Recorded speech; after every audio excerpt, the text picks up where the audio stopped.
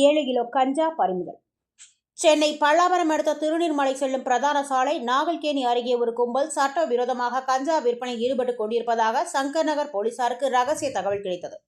அதன் அடிப்படையில் போலீசார் அங்கு விரைந்து சென்று பார்த்தபோது 5 பேர் அடங்கிய கும்பல் ஒன்று அவ்வழியாக செல்லும் இளைஞர்களை குறிவைத்து கஞ்சா விற்பனையில் ஈடுபட்டுக் கொண்டிருந்தது தெரியவந்தது.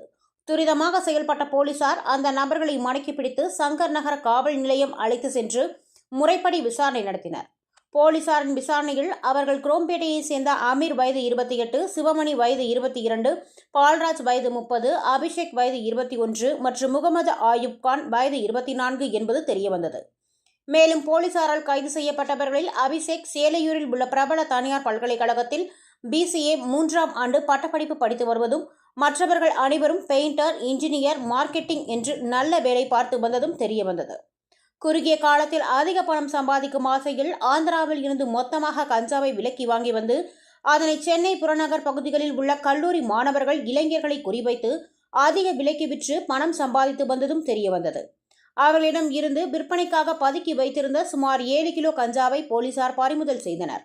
5 பேர் மீதும் வழக்கு பதிவு செய்த போலீசார் அவர்களை தாம்பரம் நீதிமன்றத்தில் ஆஜர்படுத்தி புழல் சிறையில் அடைத்தனர்.